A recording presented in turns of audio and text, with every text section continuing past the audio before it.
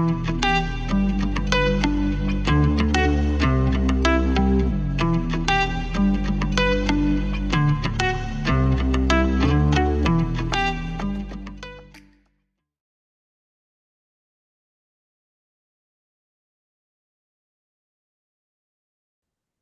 everyone. I am Dr. Dream, and you are here for another episode of the It's All Good show. I get very excited about all the episodes of the It's All Good show because I get to go out into the world that I've created for myself and the people that I've had the opportunity to meet. Most of the people that I interview are people I've met, and they're people that have inspired me. And today's guest certainly fits the bill for that. Um, I met Gina Pero some time ago as the co-facilitator of the EE Systems Center in Las Vegas with her husband, Dr. David Stella. And that was my sort of foundation of perspective on Gina, was being in this role of having this EE Systems Center that is helping so many people and getting such miraculous results. And you all know my story with EE System. But I come to find out that that's just tip of the iceberg of Gina Pero and who she really is. And she is a former Radio City Rockette, professional dancer, certified high performance coach whose journey from the spotlight to spiritual alignment has inspired thousands. And she is the author of Lipstick, Lashes, and God, Reviving the Spirit Within. And it is a powerful memoir and guide that blends personal storytelling, divine connection, and practical tools to awaken the soul's purpose. With a background in dance, somatics, and spiritual coaching, Gina empowers others to transform their challenges into clarity and confidence. And her mission is to help people embody their worth, reclaim their voice, and align with the divine wisdom within. I love that this is what we get to talk about today, because it's just out of the maybe the box that I put you in, just based on the experiences that we've had together. So Gina, welcome to the It's All Good show. Thank you. Thank you. Thank you. Just grazie mille. Thank you a million. I have to say, just starting off, that you truly radiate the divine feminine embodiment. And you have, from the moment that I met you, and your energy is a breath of energetic fresh air for anyone that comes into contact with you. You have an amazing story that reflects a journey of loss, reawakening, and soul alignment. And again, this is all, I had no idea, the multifaceted Gina, and I just saw one side, and all of a sudden it's like this diamond, this beautiful gem that's spinning around. I'm like, oh, look at all these other facets that make up who you are. Give us a little bit of background, or how your journey as a professional dancer became a doorway to your spiritual awakening, and kind of then include some of the background and everything. Yeah. It really started, dance was a way my parents thought would help me with moving through shyness. 4 years old, we got to do something. Gina's really shy. Well, fast forward, we know I'm just highly empathic, highly sensitive. I feel deeply, which makes out to be a great performer. Who would have thought that this first experience in dance would have been the safest, most extraordinary space that I could have been on, the stage, to feel most connected to something greater than me, an energy. And I felt that from childhood dance all the way through to even my life now, although my stages are different now. And amongst my journey, dance was the one thing I looked forward to all the time, because it's where I felt most connected to energy, source, consciousness. It was really divine love, but it was really about safety. And I didn't know dance was considered a spiritual path until later in my life when I met mentors that described it. But for me, it felt like the same feeling I always felt after church. So I grew up Catholic. I went to church service. I went to a Catholic grade school, Catholic high school. So I had already been exploring these concepts of spirituality, faith, God, worship, prayer, song. And when I would leave service on Sundays, I would just feel better. It doesn't even matter. I would just always feel better. Like I felt like I could get through my week. Well, that's the same with dance. I would go to dance and I would feel better. And then I would get in my car and I would go home and I couldn't wait to have that feel better moment again. So somewhere I knew the two were connected. I just couldn't articulate it until later in life when I really understood it's all the same thing. It's all energy. I love this intersection of performance and spirituality, and it leads us to explore a little bit of the energetic transmission of movement, like how body language can serve as a prayer or a divine communication. I'd love to just have you go into that a little bit. Yeah. Movement can be for some people the way that they connect or move or shift energy. I mean, going back into history, going back to where different cultures and different religious structures used dance as a way to either connect as a community, B, to connect to an energy or source consciousness, and or C, just to express. And when I was in college getting my Bachelor of Fine Arts in dance, we had to take dance history.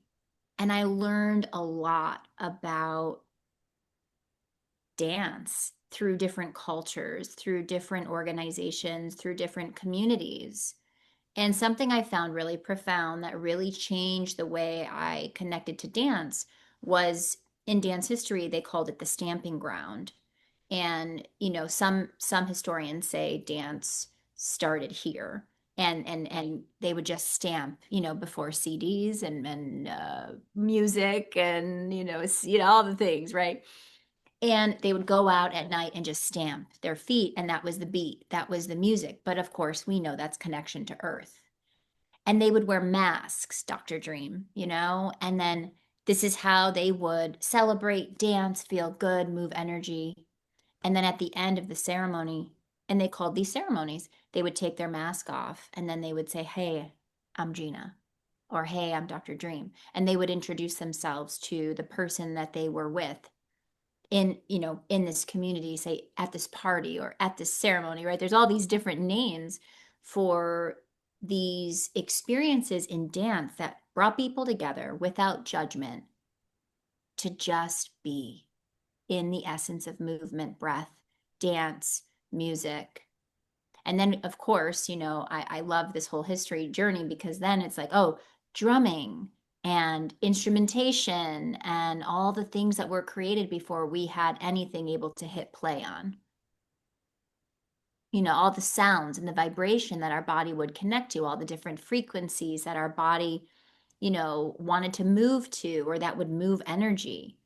I mean, it fascinated me, excuse me, to know that that's what we're creating every time we're walking this planet is that beat and that rhythm and that frequency. That now the world is so noisy. I mean, it can be. Are we connecting to that beat, the rhythm? The rhythm of life, the rhythm, the dance. I mean, we hear this all the time, but it's like the rhythm, the heartbeat.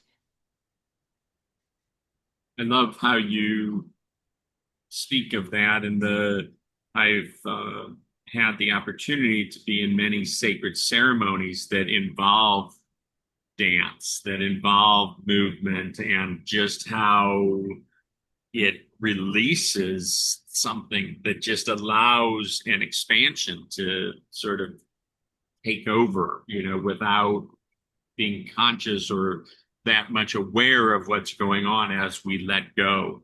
Yeah. I remember the first time I went to a trance dance, ecstatic dance experience, and it was all very new to me. But as I allowed myself outside of judgment and everything to just let go and allow the movement to take over, it was a very profound experience. Yeah. Yeah. Now, the title of your book, I think that it would we can characterize it as a bold trinity: lipstick, lashes, and God. I mean, so where did this title come from? And then kind of break it down for us and share with us, what do each of these words mean to you now? Yeah. Um, I often get the question, how did you come up with the title? And my answer is always the same, which is it came to me. I knew I was supposed to write a book. I knew that. How did I know? I just knew. It's that knowingness where you're like, yeah, I'm going to be dancing, or yeah, I know I'm going to dot, dot, dot. I knew a book was to be born. So I love to meditate in the mornings and I love to ask questions. So it's like, hey, what is the title of my book supposed to be? In 2016, I heard Lipstick, Lashes, and God, and I wrote it down in my notes where I keep notes. And when the timing speaks to me, it's really not my timing. As you know, it's divine timing. I know it will come to fruition. It will be time. So that's how the title came to me. The subtitle did not show up until I was working with a publisher. And that's when the subtitle showed up. So it was maybe in January of 2024. That's when the subtitle showed up, Reviving the Spirit Within. Now, prior to this, did you consider yourself a writer or an author? I mean, was it just you're like, yes, I'm a writer, or were you just waiting for like that divine timing of being that channel and have your experiences take you to that place where you were ready? Yeah, it was seventh grade, and we were learning how to write poetry. And my English teacher was amazing. And I knew I had a gift in writing, more so poetry. I would write poems. They would move through me almost like as if it was so easy for me to write poems or Hallmark cards. I would write letters to people all the time, encouraging them. And, my aunt used to say, Gina, you should really write some Hallmark cards. And I said, yeah, maybe someday I'll write Hallmark cards, Um, but it didn't really connect to me like, oh, this is a gift in term of, oh, I'm going to be a writer or I want to become a writer. And then later in life, I always enjoyed writing. I enjoyed writing letters to friends. I enjoyed writing how I felt when I would be in relationships. I really loved this art form of expression. So when I heard I will write a book, my soul speaks to me very clearly. I was unaware of how that would show up. And then the right publisher showed up at the right time, in the divine time, and here we are. I mean, it's new. You're my first interview about the book, by the way. Am I? That's Yeah. fascinating because I had contacted you early on. The book was not even out yet, and then just based on our busy schedules, both of us, and everything that just goes on in life, we kept having to put the date off. And I was thinking about it today, and I thought I was going to be her first interview on the book, and then I thought, well, this is fine because now she's got some conversations that have already happened about it. That's maybe brought some different things up to the surface. So this will be good. I'm so excited. That's that's so great. I Yeah. love it. Thank you. I have a tremendous respect for anybody that writes a book. Oh. These days, of course, you can, solicit help from your AI chatbot or whatever, and so people are becoming authors. And serious air quotes on that. Um, and I started writing a book years ago, and it wasn't the right time for me, and so I do just have this great respect. Let's not go too far off tangent here. I'd like to explore this concept of reclaiming beauty and femininity as sacred tools and not just superficial accessories. Yeah. Ooh, I love that question. Let's explore that. Hence my title.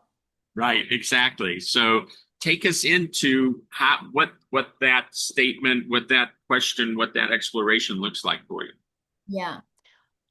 Well, lipstick, lashes, and God were my way of life. That they were at times external and they were at times internal. They both served me. They both contributed. When I was insecure in dance, the lipstick and lashes definitely made me feel more beautiful. And then there came a time where that really wasn't the case.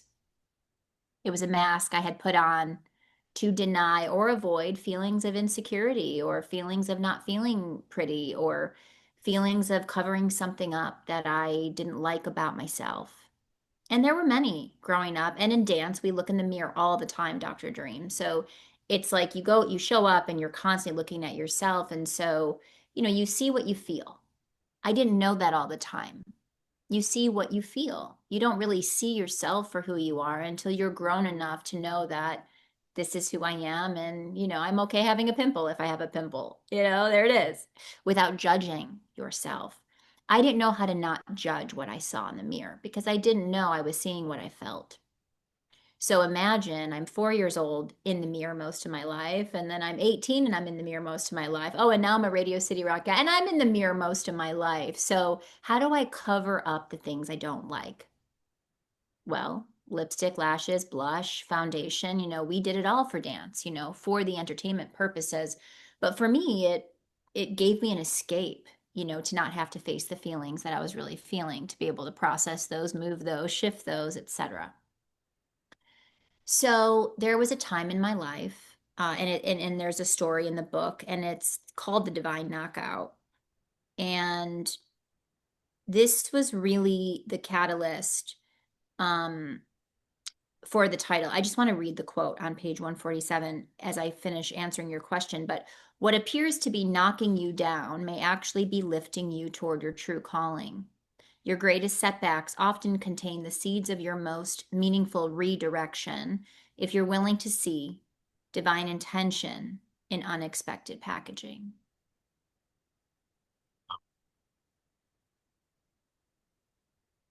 I like that. Yeah. You know, lipstick, the framework around the title is that lipstick is the way in which we express, whether that's through words, thoughts, texts, emails, the way we interpret a sign, but it really is our framework around how we express the courage to express ourself, our truth. Lipstick is the framework around seeing. It's what we see, how we see, the perception or the perspective. It's the lens in which we are seeing the world or seeing ourselves or seeing one another. It's that portal of being able to eventually see things as they are or see what's not here. However people want to take that lashes. And God is merely just connection to soul, connection to people, connection to an energy that you feel beyond what you can see is just purely that connection to whatever you want to call it. And so that's the framework in which the book was designed around. Like every chapter has a lipstick, lashes, and God moment, or a lipstick, lashes, and God tool for us to be able to express more clearly, express more truthfully, express more authentically, for us to be able to see the challenges as ways to uncover us, to get us on our path, for a way for us to see each other through the lens of love instead of separateness or hate. And God being how we feel connected or disconnected.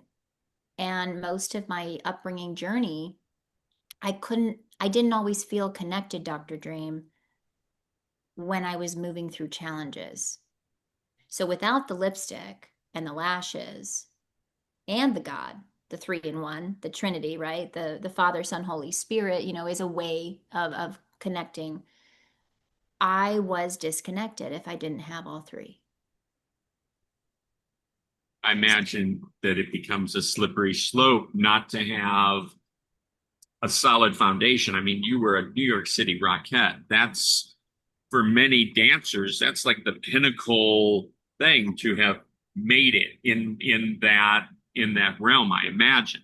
Yeah. And to Yes. not have a foundation that keeps you grounded and in that energetic that you don't lose yourself, I imagine.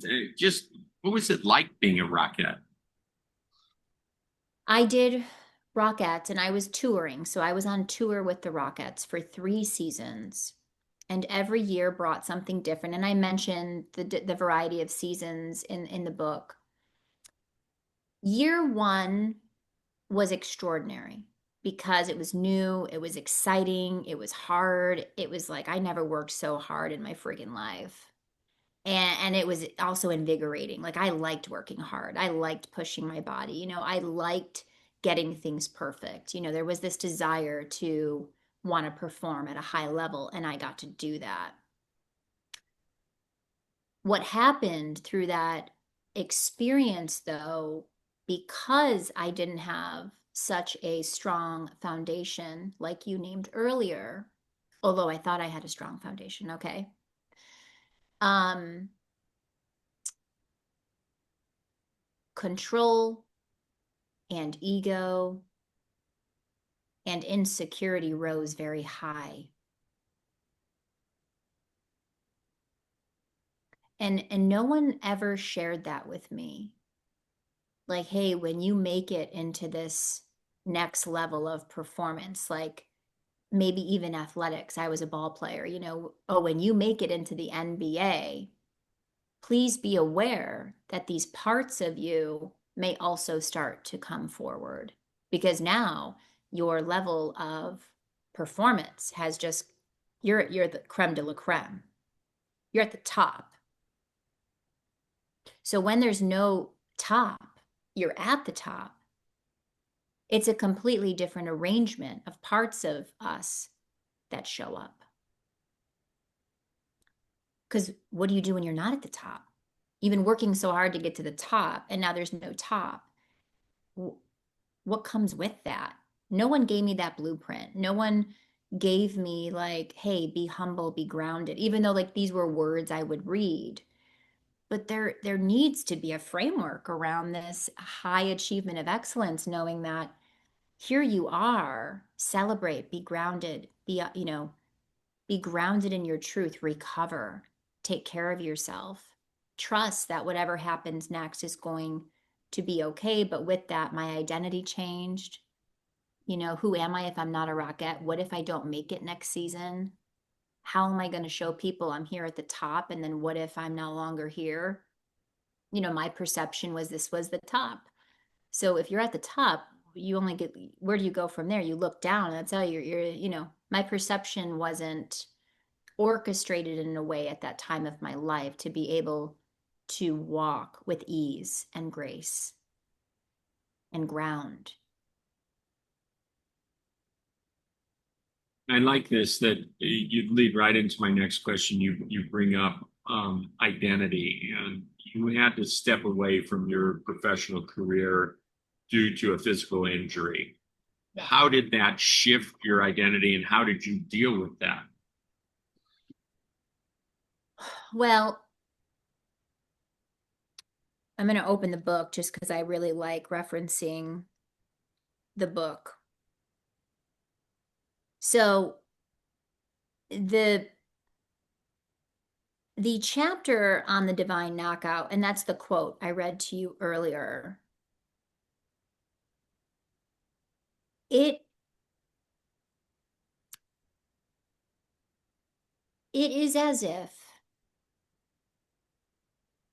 you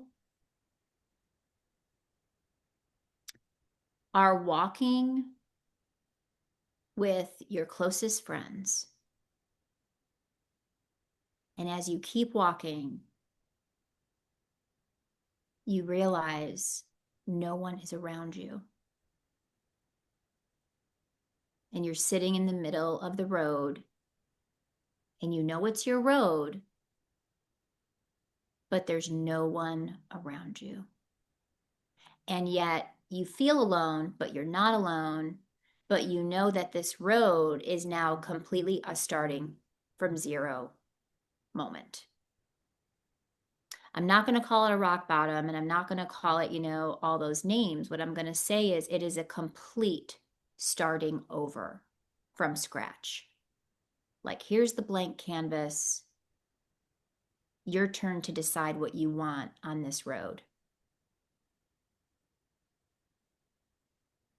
And believe it or not, Dr. Dream, I had no idea what I really wanted on the road. Because my whole life up to then, it was either told to me what to put on the road, or it was something I desired that I put on the road, or I should put this on the road, or I better put this on the road. And now it was about choice. It's a big pinnacle moment that a lot of people then find to be a very slippery slope. It can be, and it felt that way. And the healing journey for me was deeper than I have ever gone before because I was ready. I mean, I'm unaware if you know this. So the day before I was hit backstage, I went to this network spinal analysis chiropractor, non-force. So my chiropractor in New York City had given me a referral in Atlanta for me to go to because I like to get my body aligned for performance. So that happened the day before.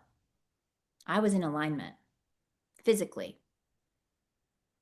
That night before I got hit backstage, my prayer during a nativity scene where we get 12 minutes and I'm a gift bearer, and it was my moment with God, my connection to just talk it out. And I was praying. I said, God, I should be grateful. I'm at the top of my game here. I'm not grateful. I'm tired. My body hurts. There feels to be something more than this. And there's more purpose than this performance. I know it. And I don't know what it is. But I have to just be honest in this moment and let you know, like, this ain't it. But I should be grateful. Please forgive me. I should be grateful. Like, it was one of those conversations. And the very next day, there was an accident, quote unquote, where another dancer was practicing backstage and she jumped up and her fist hit me under the chin, direct knockout, like in the ring. Rocky Balboa moment, neck snapped back, unconscious to the floor.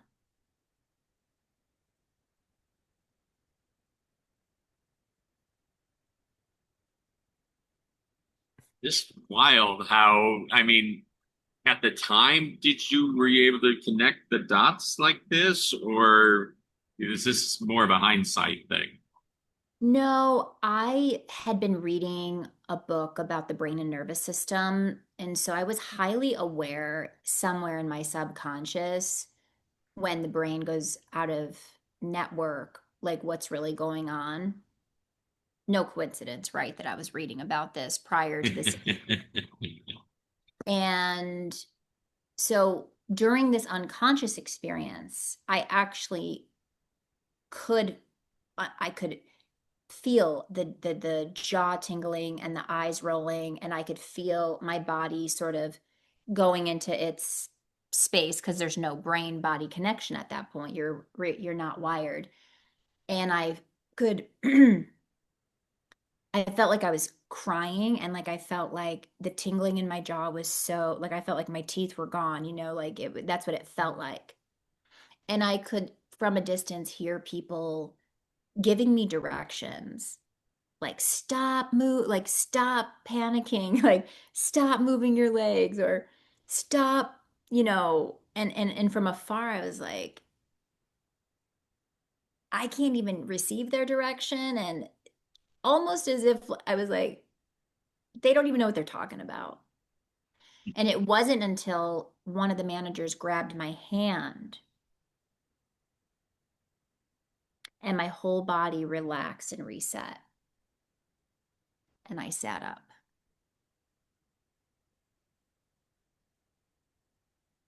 Now, when I stood up, that part of me, that driver, that go getter, that like, I don't care what's in my way, I'm going to conquer it, was like, oh, I'll go get my ragdoll costume on and I'll be right back. And my manager looked at me and said, you're going to the emergency room.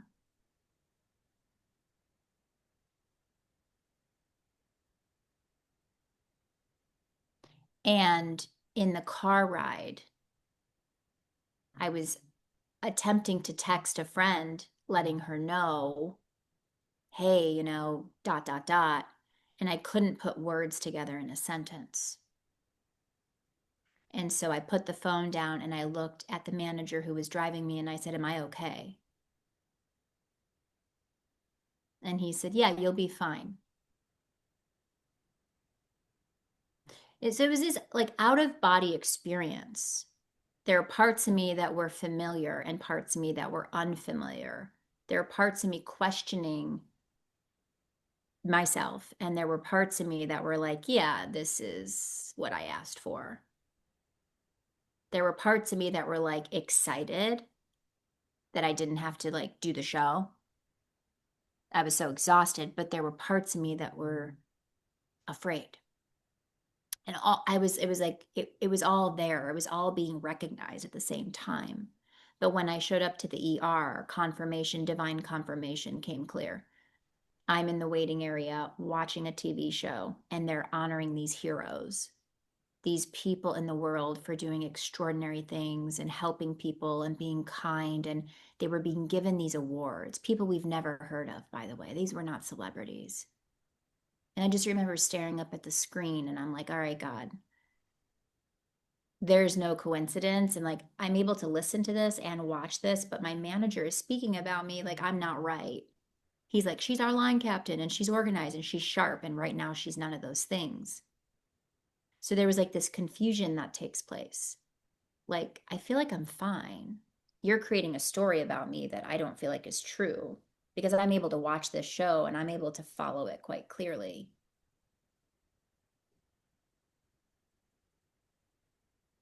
What I can't even imagine going through all that. I'm going to step out of my next question, which I'll get back to in a moment. How long was the recovery process, and Yeah. what challenges or where did that take you? Mm-hmm. Give me 1 second, Dr. Jim. So sorry. Excuse me as I kick over this for 1 second. Pardon me.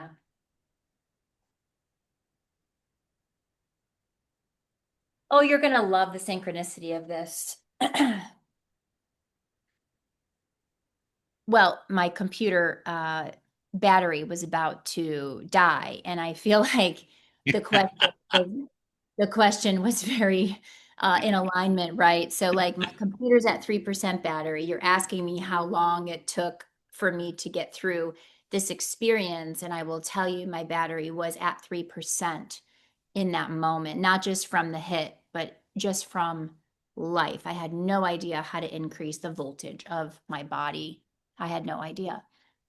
This experience could have been a lot faster had I listened to the divine wisdom of my body and the divine messengers that the universe had so graciously sent to me right on time that I denied. I went into the show 4 days later. I was cleared by a doctor. And that experience, although profound in its presence, that it made me conquer, I couldn't think of anything but the now.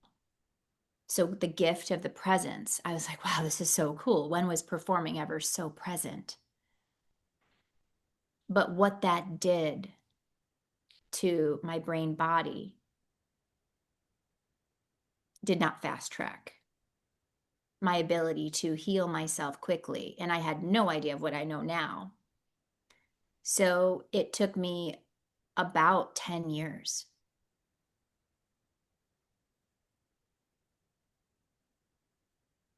to really fully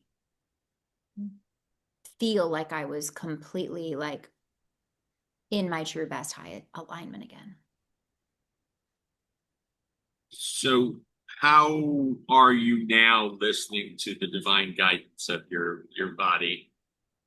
Oh, I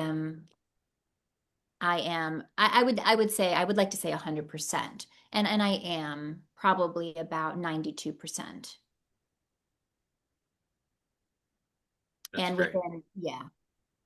I mean, I listen, I honor it. I'm aware of what it's saying to me. That divine knockout taught me a lot about listening, asking, taught me a lot about the lipstick, lashes, and God. Taught me a lot about what I was asking for. I was asking for it. I didn't know with ease. It's in the book, oh, ask for with ease, please. I didn't know Right. that. You know, um, and the way I saw myself during that period of time was not a confident, beautiful woman who was a Radio City Rockette. I didn't see that. There's no way I saw that. The way I saw the people around me, it wasn't real. It wasn't true. It wasn't honest, you know? Sort of the perfect segue to like what I titled here with the questions divine feminine rising, and the question that comes to mind is what messages do you feel are most important right now for women who feel disconnected from their true essence? Mm.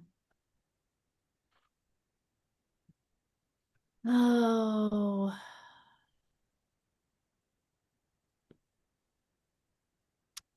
I feel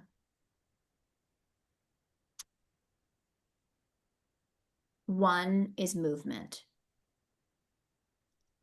Clearly move your body. Two is water. Water yourself, either with showers or water or swimming. Allow the body to feel the water, the presence of water, that fluid like movement, that flow that reminds us of what we're made of, that connects us to the water element. And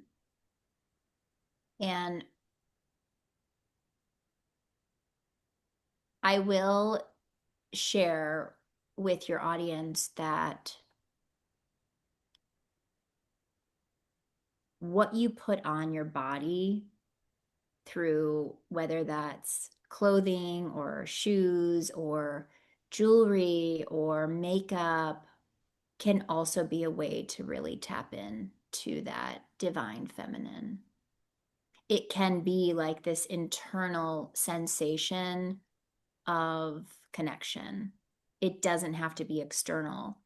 And I want to share that with your audience because, like I said at the beginning of our conversation, there's a period of time where like the lipstick and the lashes and like the way I dressed and the way I looked was external. I wanted to show the world a certain thing, and I wanted, to be a certain thing, and presentation, and I was an entertainer, so we have costumes and hair and makeup, and that really does you know come to life on the stage. But in the stage of everyday life, we can also utilize these these things, these tangible things that can create this connection instead of it being about the look. It creates connection. And I don't often hear this talked about, where, what is beauty, and what, how do we create, do you have to wear high heels? No. But do you want to wear a shoe where you feel connected to your divine feminine? Yes, whatever shoe you decide. It could be a sneaker, it could be a flip-flop, it could be barefoot. It doesn't matter. Um, Whatever that is for the women or people listening to this conversation, I want to just propose to like give it a try, experience it. And there are times I'll put on like a free flow skirt and a little wedge heel, and I'll just wear my hair down with no makeup, and I can feel the connection to my divine feminine. It's so important because the way mainstream media is and everything else, it's all seemingly guiding young girls into the outward aspects of this. And it's not for you, it's for the people outside of you. So it's a very important message. Yeah. Now, I've seen, follow your Instagram and videos and everything, and you are playing a role for girls, up and coming dancers or current dancers and things. Talk to us a little bit about that, and what your role is in that, and what you bring to that experience for these girls. Yeah. Well, it is all inclusive. So there are men and there are women that are involved. I am teaching dance, and there are different companies that bring me in as what they call a guest teacher or a master teacher to do a workshop or a class or coach. Clearly, there's different titles that people use. Um, and that experience has different pathways or techniques that come with that. But my approach is the mind body approach. And the mind body movement class, or the mind body precision class that I teach, relates to helping dancers connect to the oneness, to their wholeness, using different methodologies or different ways for them to do that, whether that's breath technique or whether that's a movement technique or whatever it is. But from my background as a Simonson dance teacher, which is Lynn Simonson's approach to movement, I've been teaching this now 14 years. That gave me a structure to be able to really help dancers find that innate alignment without bringing the focus to the external. I And can then, only imagine. I can only imagine what it's like for these people that are so interested in dance to just what you've gone through and what you've learned, and what was missing along the way for you. It just must be a real high level experience for them to be able to have you there, and not just the movement and the breath, but so much of it is the energy that we carry, and some things are never even have to be voiced, and yet we feel it from each other. And I can only imagine what that's like for them. Yeah. Yeah, I mean, the experience with them is I love the word extraordinary because as my mentor has shared with me and continues to share with me, it's an experience. It's a human experience that we get to experience when we are moving together, dancing together, breathing together. And when I became an ICF certified coach, that methodology was really about walking one another home to who we are, to why we're here, like to remember. And so using those two techniques that I've learned and nurtured and been able to bring into my own uh, practice, but also my own teaching, it leaves the audience every time with very similar things. One, deeper connection to self. Two, a sense of presence and relaxation. Three, a feeling of fulfillment and possibility.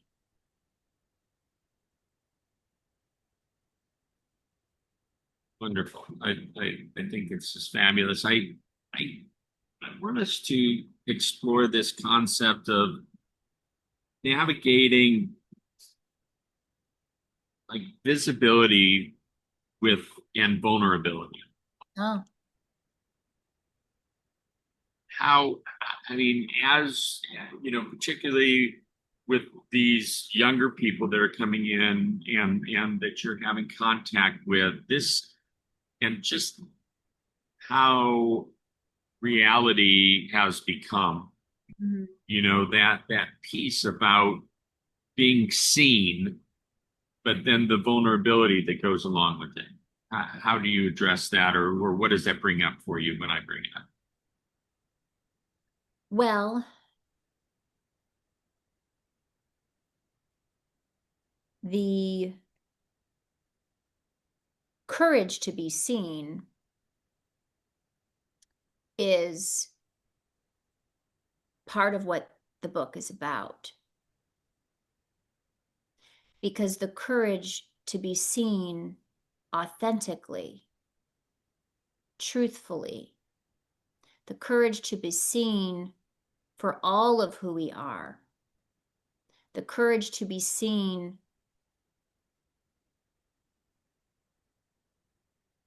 in the changes and the evolution of who we become is the courage. So I look at being seen as courageous when we are being truthfully grounded in who we are. And guess what? That may change next week, and that may change in a year. Now, with the growing humans I get to move with, they are changing all the time. I remember what that was like from age 5 to 6, 7 to 8, 12 to 13. Oh Lord, 15 to 16, 17 to 20. Oh man, right? Like, I want to do this. I want to do that. Oh no, no, no, no. Oh no, I'm gonna wear this. I'm gonna makeup on it. You know, I am in relation with these humans who are developing so rapidly. So for them, the courage to be seen is so different than my courage to be seen because I wasn't publicly posting when I was 10, 11, 12, 13, 15, 20, 25. So I was able to grow and change and develop and really understand what I wanted to decide to show the world publicly.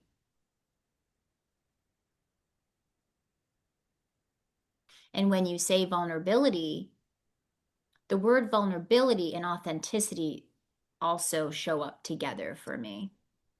You know, it is the courage to be seen authentically, for me, those are the two words that you have brought into this conversation that I bring into the oneness of, if I don't know who I am, then what am I really showing?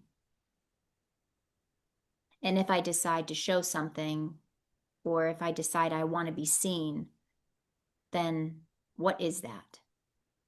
And then what is private and what is public?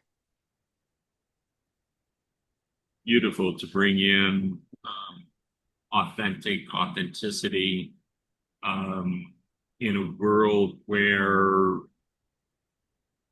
there is an invitation for us to show ourselves as other people want to see us, Yeah.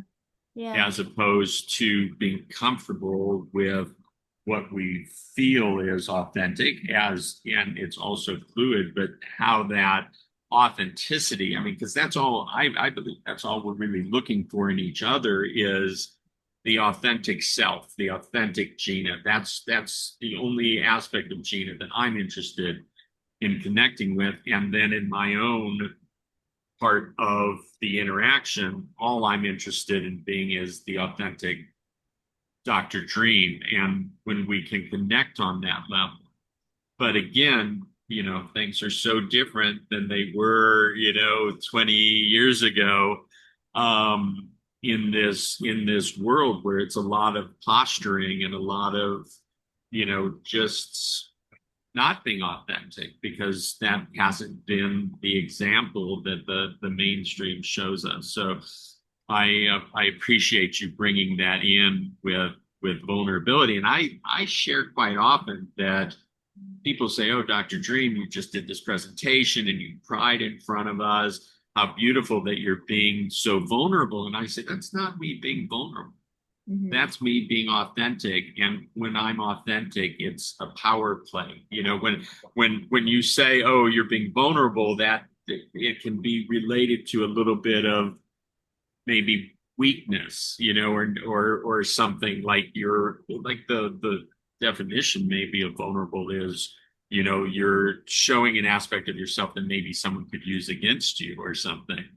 And for me, it's like, no, that's me being authentic. And I'm that's the greatest power I have, is to do that. And that's not me being vulnerable. That's me being real. And that's a power play, particularly these days in society. Yeah. Yeah. I like how you framed that. Yeah. Because the courage for me to be authentic amongst all the things that are happening in the pressure of social media and media can be, I mean, discernment. I really have to discern whether or not I am wanting to post or wanting to share, or whether that's coming from a space of who knows, a pressure or the need. And there was a time when I was insecure to share. And so I knew I had to build my confidence in acceptance of who I was. And although many people perceive me to be confident and bold and, nothing to hide, when it came to the social platforms and the online sharing, I definitely went through my own personal transformation and professional transformation of many different questions that I wanted to answer, that I needed to answer before I decided to want to share.